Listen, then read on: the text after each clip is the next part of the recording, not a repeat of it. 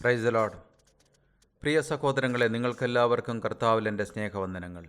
കർത്താവിൻ്റെ കൃപയും കരുണയും ഈ ഗ്രൂപ്പിലുള്ള എല്ലാവരുടെ മേലും, എന്നെ കേൾക്കുന്ന മറ്റനേകം വ്യക്തികളുടെ മേലും കുടുംബങ്ങളുടെ മേലും ധാരാളമായി ഉണ്ടാകട്ടെ എന്ന പ്രാർത്ഥനയോടെ ഇന്നത്തെ ക്ലാസ് ആരംഭിക്കാം. ഇന്ന് നമ്മൾ പഠിക്കുന്നത് മത്തായി എഴുതിയ സുവിശേഷം 6-ാം അധ്യായമാണ്. ഈ അധ്യായത്തിൽ നമ്മൾ കാണുന്നത് സ്വർഗരാജ്യത്തിലെ പൗരന്മാർക്ക് ദൈവത്തോടുള്ള ബന്ധമാണ്. ഇവിടെ കർത്താവ് ജീവിതത്തിൻ്റെ 3 മഹത്തരങ്ങളായ കാര്യങ്ങൾ എടുത്തു പറയുന്നു. 1 ദാനധർമ്മങ്ങൾ, 2 പ്രാർത്ഥന, 3 ഉപവാസം. ഈ 3 കാര്യങ്ങളിൽ ഊന്നൽ നൽകി എന്നതാണ് ഈ അധ്യായത്തിൻ്റെ മികവ്. പ്രവാചകന്മാരുടെ ഏറ്റവും വിശാലവും ആത്മീയവുമായ പഠിപ്പിക്കലുകൾ ഫാരിസിയർ അംഗീകരിച്ചു. അതിനാൽ അവർ ദേവാലയത്തെക്കാൾ പ്രാധാന്യം സിനഗോഗുകൾക്കായിരുന്നു കൊടുത്തിരുന്നത് എന്ന് കാണാവുന്നതാണ്. പുരോഹിതന്മാർ ചെയ്യാത്തതും എന്നാൽ ജനങ്ങളുടെ മനസ്സിൽ പിടിമുറുക്കുവാനും അവരെ തളച്ചിടാനും ഈ നിയമങ്ങൾ ശാസ്ത്രിമാർ, പുരോഹിതന്മാർ എന്നിവർ അവരുടെ ഇഷ്ടമനുസരിച്ച് ഉപയോഗിച്ചു എന്ന് കാണാവുന്നതാണ്. ഇതിനെ തിരുത്തുകയാണ് കർത്താവ് ഇവിടെ ചെയ്യുന്നത്. നിങ്ങളുടെ നീതി ശാസ്ത്രിമാരുടെയും പരീശന്മാരുടെയും നീതിയെ കവിയുന്നില്ലെങ്കിൽ നിങ്ങൾ സ്വർഗരാജ്യത്തിൽ കടക്കയില്ല എന്ന് ഞാൻ നിങ്ങളോട് പറയുന്നു. മത്തായി 5:20 ഞാൻ വായിച്ചത്. ഇനി നമുക്ക് മത്തായി എഴുതിയ സുവിശേഷത്തിൻ്റെ 6-ാം അധ്യായത്തിലെ 1 മുതൽ 2 വരെയുള്ള വചനങ്ങളൊന്ന് നോക്കാം. മനുഷ്യർ കാണേണ്ടുന്നതിന് നിങ്ങളുടെ നീതിയെ അവരുടെ മുമ്പിൽ ചെയ്യാതിരിപ്പാൻ സൂക്ഷിപ്പീൻ. അല്ലാഞ്ഞാൽ സ്വർഗത്തിലുള്ള നിങ്ങളുടെ പിതാവിൻ്റെ പക്കൽ നിങ്ങൾക്ക് പ്രതിഫലമില്ല. ആകയാൽ ഭിക്ഷ കൊടുക്കുമ്പോൾ മനുഷ്യരാൽ മാനം ലഭിപ്പാൻ പള്ളികളിലും വീഥികളിലും കപടഭക്തിക്കാർ ചെയ്യുന്നത് പോലെ നിന്റെ മുമ്പിൽ കാഹളം ഊതിക്കരുത്, അവർക്ക് പ്രതിഫലം കിട്ടിപ്പോയി എന്ന് ഞാൻ സത്യമായിട്ട് നിങ്ങളോട് പറയുന്നു. കർത്താവ് നമ്മോട് പറയുന്നത് നമ്മൾ ചെയ്യുന്നതെന്തും സ്വർഗസ്ഥനായ പിതാവിന് വേണ്ടിയായിരിക്കണം എന്നാണ്. കൂടുതൽ കൃത്യമായി പറഞ്ഞാൽ, ഏതൊരു പ്രവൃത്തിയും ദൈവസന്നിധിയിൽ നീതിയുള്ളതാകണമെങ്കിൽ അത് ദൈവത്തിനും നിങ്ങൾക്കുമിടയിൽ ഒതുങ്ങണം. എന്നാൽ നമ്മളത് ചെയ്യുന്നതിന് മുൻപോ അതിനുശേഷമോ ലോകത്തെ അറിയിച്ചാൽ അതിനുള്ള പ്രതിഫലം നമ്മൾക്ക് ലോകത്തിൽ നിന്നും ലഭിച്ചു.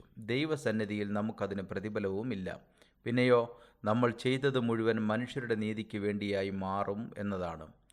ഭിക്ഷ കൊടുക്കുമ്പോൾ മനുഷ്യരാൽ മാനം ലഭിപ്പാൻ പള്ളികളിലും വീഥികളിലും കപടഭക്തിക്കാർ ചെയ്യുന്നത് പോലെ നിന്റെ മുമ്പിൽ കാഹളം ഉദിക്കരുത് എന്ന് കർത്താവ് പറയുന്നു.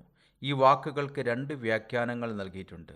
1, ധനികരായ പരീശന്മാർ ദരിദ്രർക്ക് ഭിക്ഷ കൊടുക്കുന്നതിന് മുന്നോടിയായി അറിയിപ്പ് നൽകുന്നതിനായി അക്ഷരാർത്ഥത്തിൽ ഒരു കാഹളം ഊതിയിരുന്നു എന്ന് കരുതപ്പെടുന്നു.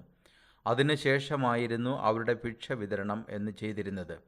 ഇതിനെ കർത്താവ് വിമർശിക്കുകയാണ് ചെയ്യുന്നത്. 2, ദേവാലയങ്ങളിൽ പൈസ കൊടുത്തിരുന്നത് വിളിച്ചു പറയുമായിരുന്നു, അല്ലെങ്കിൽ പറയിക്കുമായിരുന്നു. ഉദാഹരണം ഇന്നും നമ്മുടെ ഇടയിൽ തന്നെയുണ്ട്. ഇന്ന് നമ്മൾ ചില സ്ഥലങ്ങളിൽ കാണാറുണ്ട്, ഇന്നയിടത്ത് ഇന്നയാൾ ഇന്ന് നേർച്ചയായി ഇത്ര രൂപ തന്നിരിക്കുന്നുവെന്ന്. അതുപോലെ അവരും ചെയ്തിരുന്നു എന്ന് സാരം. 3 മുതൽ 4 വരെയുള്ള വചനങ്ങൾ. നീയോ ഭിക്ഷ കൊടുക്കുമ്പോൾ നിന്റെ ഭിക്ഷ രഹസ്യത്തിലായിരിക്കേണ്ടതിന് വലങ്കൈ ചെയ്യുന്നത് എന്ത് എന്ന് ഇടങ്കൈ അറിയരുത്. രഹസ്യത്തിൽ കാണുന്ന നിന്റെ പിതാവ് നിനക്ക് പ്രതിഫലം തരും. വലങ്കൈ ചെയ്യുന്നത് എന്ത് എന്ന് ഇടങ്കൈ അറിയരുത്. അതിനർത്ഥം നിങ്ങൾ എന്ത് ചെയ്താലും ദൈവവിശ്വാസത്താൽ ദൈവവുമായുള്ള ബന്ധത്തിൽ മാത്രമേ ചെയ്യാവൂ എന്ന് കർത്താവ് നമ്മെ ഉപദേശിക്കുന്നു.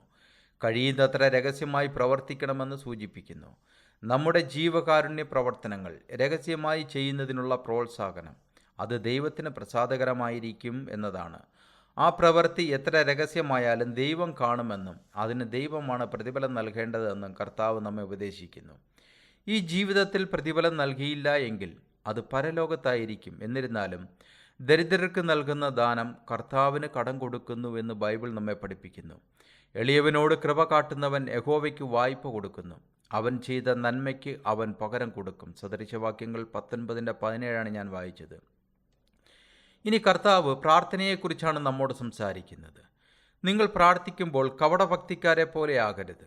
അവർ മനുഷ്യർക്ക് വിളങ്ങേണ്ടതിന് പള്ളികളിലും തെരുക്കോണുകളിലും നിന്നുകൊണ്ട് പ്രാർത്ഥിപ്പാൻ ഇഷ്ടപ്പെടുന്നു. അവർക്ക് പ്രതിഫലം കിട്ടിപ്പോയി എന്ന് ഞാൻ സത്യമായിട്ട് നിങ്ങളോട് പറയുന്നു. നിങ്ങൾ പ്രാർത്ഥിക്കുമ്പോൾ കപടഭക്തിക്കാരെ പോലെ ആകരുത് എന്ന് കർത്താവ് നമ്മെ ഉപദേശിക്കുന്നു. എന്താണ് കാരണം? തെരുവുകളുടെ കോണുകൾ നഗരത്തിൻ്റെ വിശാലവും തുറന്നതുമായ സ്ഥലങ്ങളാണ്. അവിടെയും പരീശന്മാർ അവരുടെ നിയുക്ത പ്രാർത്ഥനകൾ ഒരുപക്ഷെ ഭക്തരായ ഇസ്രായേലിയരുടെ ശ്രദ്ധയാകർഷിക്കുന്നതിനായി ആൾക്കൂട്ടങ്ങളുടെ മുൻപിൽ നീട്ടിപ്പിടിച്ച് പ്രാർത്ഥിച്ചിരുന്നു.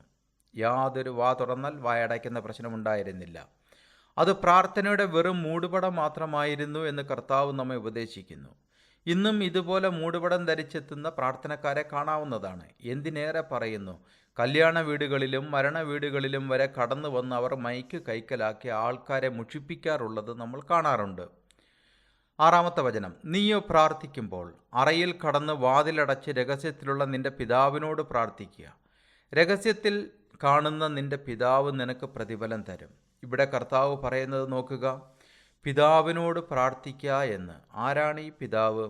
യേശുക്രിസ്തുവിനെ കൈക്കൊണ്ട് അവൻ്റെ നാമത്തിൽ വിശ്വസിക്കുന്ന ഏവർക്കും ദൈവമക്കളാക്കുവാൻ അവൻ അധികാരം കൊടുത്തു. യോഹന്നാൻ 1:12 ഞാൻ വായിച്ചത്.